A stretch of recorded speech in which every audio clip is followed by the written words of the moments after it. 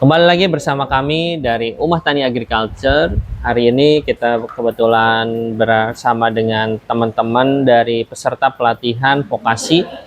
Ya, kebetulan tempat OJT-nya ada di Umah Tani. Ya, bersama dengan Kang siapa namanya? Aldi. Aldi. Ya. Nah, kebetulan Kang Aldi ini adalah salah satu peserta dari pelatihan vokasi ya tentang otomatisasi irigasi. Ya. Nah, kebetulan teman-teman yang dari peserta ini jumlahnya ada sekitar 15 ya. 15 orang benar, Pak. Yang 15 orang ini kemarin sudah belajar terkait bagaimana membuat dan mengembangkan perangkat otomatis ya untuk irigasi ya. Jadi kebetulan nanti Kang Aldi akan coba sharing buat teman-teman semua ketika kita ingin membuat perangkat otomatis apa saja sih sebenarnya yang perlu disiapkan ya. Oke, Kang Aldi, coba gimana sebenarnya kalau kita mau membuat salah satu otomatisasi dalam irigasi ya, itu harus apa aja komponen yang perlu kita siapkan? Oke, untuk komponen yang kita perlu siapkan tentu laptop ya, untuk membuat program yang nantinya akan terhubung ke panel berikut, di mana di dalam panel ini terdapat beberapa sensor yang akan kami gunakan di sistem yang akan kami implementasikan di tanaman cabai nantinya. Nah, untuk di dalam sini tuh untuk chip utamanya ini menggunakan ESP32. Nah, ini tuh akan terhubung sistem ini ke internet sehingga kita dapat mengendalikan sistem irigasi ini dari jarak jauh. Nah, di sini juga terdapat beberapa sensor.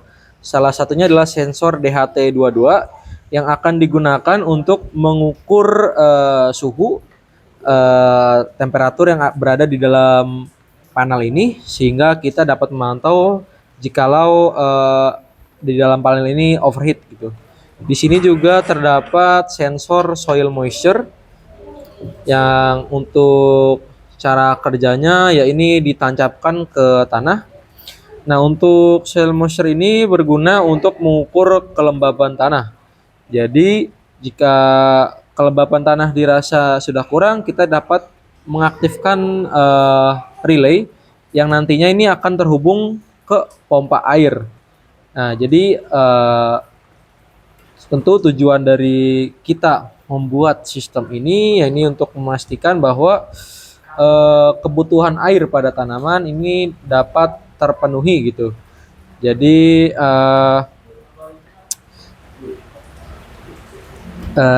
ya, nah disinilah kita untuk melakukan pembuatan programnya. Untuk aplikasinya yaitu menggunakan aplikasi Arduino. Jadi di sini kita membuat konfigurasi ke website Blink dan juga ke WiFi ya. Jadi untuk sistem ini harus terkoneksi dengan internet untuk dapat bekerja dengan optimal. Nah, untuk tampilan dari aplikasi Blinknya ini berikut. Untuk saat ini masih offline. Jadi di sini kita dapat memantau suhu, kelembaban udara, serta soil moisture yang tadi sudah diperlihatkan.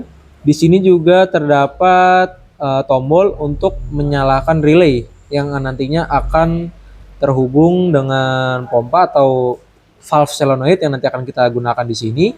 Jadi ketika ini dinyalakan nanti otomatis akan terhubung ke solenoid. Jadi untuk penyiraman tanaman bisa dilakukan dari jarak jauh. Oke, berarti ini salah satunya ya. Tadi beberapa tata cara ya untuk bisa membuat otomatisasi ya dalam irigasi ya. Memang ada beberapa alat yang perlu kita simpan. Ya. Benar. Kalau ini disebutannya modul ya. Modul ya. Tempat bisa disebut dengan panel gitu. Panel ya. Panel. Oh ya, panelnya. Terus tadi memang sudah dijelaskan oleh Kang Aldi itu ada beberapa modul ya, mulai dari ESP, terus dari sensor-sensor ya. Nah, jadi kurang lebih begitulah ya. Kalau kita mau membuat atau merancang sebuah otomatisasi dalam pertanian era sekarang ya. Jadi sekarang ketika kita sudah tahu kondisi kelembapan tanah, itu bisa kita atur ya.